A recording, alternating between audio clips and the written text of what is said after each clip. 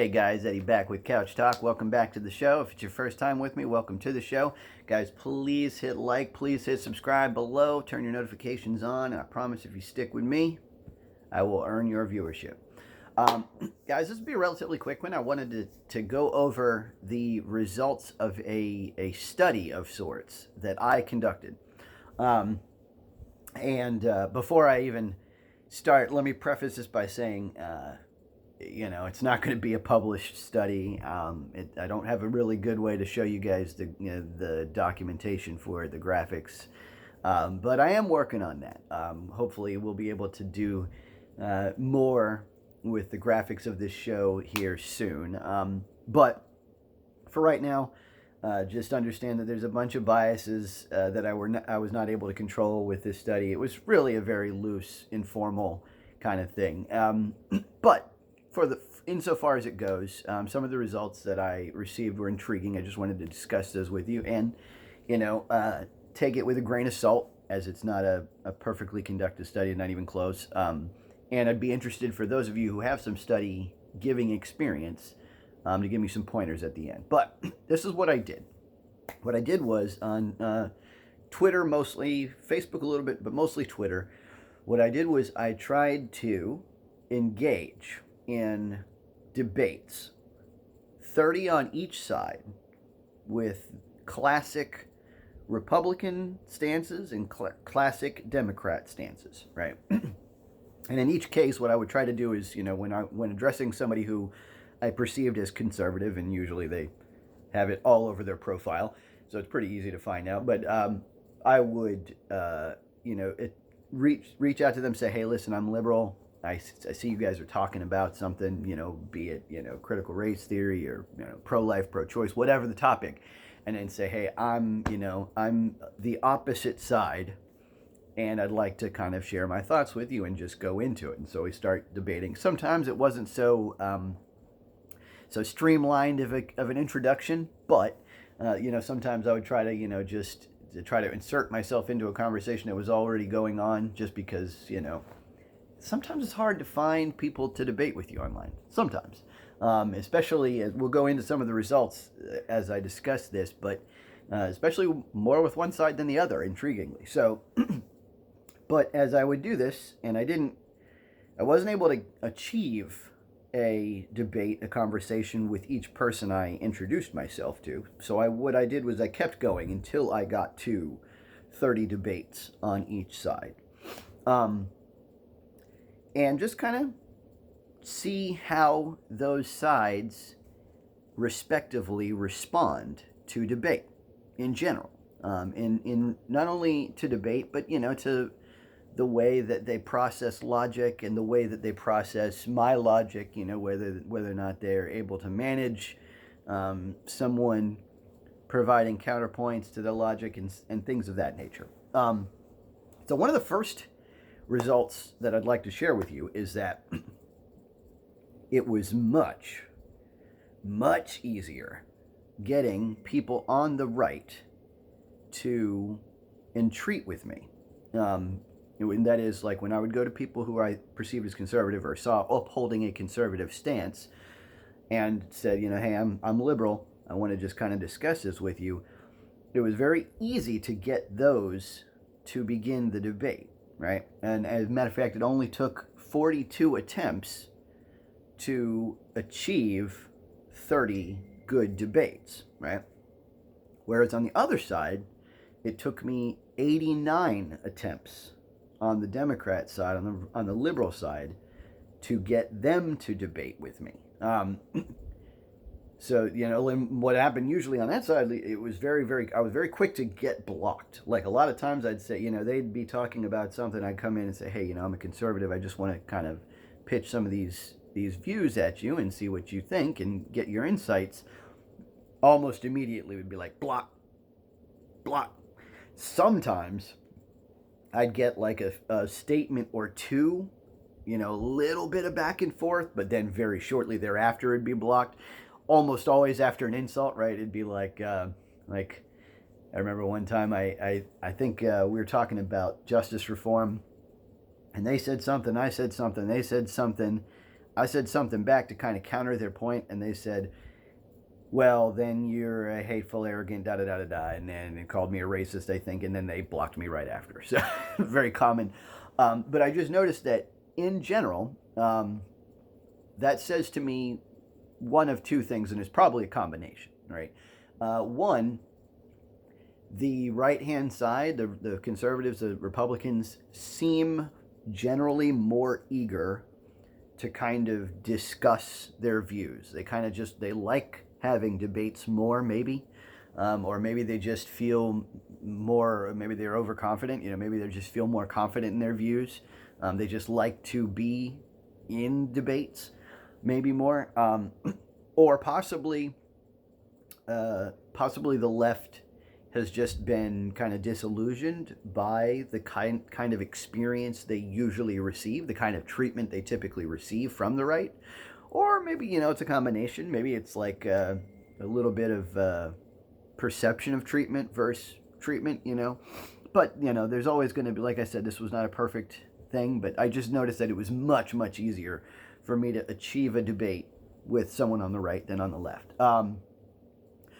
The next result that I found intriguing is while we were debating, people on the right, and both sides, by the way, before I even get into this, both sides gave me some blocks, like I definitely got blocked by some Republicans, but just far more Democrats blocked me for saying I was conservative than Republicans blocked me for saying I was liberal, right? Now, Republicans, when I got into the debate, their attack patterns were usually less eloquent, usually involved more cursing, so that might have something to do with why, but by the way, if you're Republican, you're out there and you're getting blocked very fast, probably because you're cursing, probably because you're screaming at people too fast. Now, one of the differences that I saw was that on the right, the Republicans were much more likely to challenge my mental capacity, right? They're much more likely to say things like, you're stupid, you're a dummy, you're a moron, you're an idiot, that kind of thing, right? Even the eloquent ones would be, you're illogical, you don't know how to process thought, stuff like that, right? They would challenge my thought. And on the left, they would often challenge my heart, right? They would challenge like my empathy, my emotional maturity, right? They would say, you're a racist, you're a bigot, you hate gays, you hate minorities, you hate, hate. Hate was used all the time. They use that word like it's a frisbee, hate. And racist. They use racist a lot too. We even sometimes, we weren't even discussing topics that had any really much to do with race, but they just I think that's just like their common slur, whereas Republicans seem to just like to curse and tell you you're stupid. There was another one that I got a lot from the Republican side. I can't remember what it was, but it was like kind of permutations on you've got a veil over your head. They would tell you that you're blind, basically, that you don't have the ability to see that the wool is pulled over your head, that kind of stuff. That happened a little bit on the left too, but mostly on the right I got that. So one example, I just wanted to share a couple of examples of some of the individual debates to kind of give you an idea of how things went back and forward. For example, there was I ran into a situation. I want you to understand that I never said anything that was hateful, and I never said anything that was stupid, really.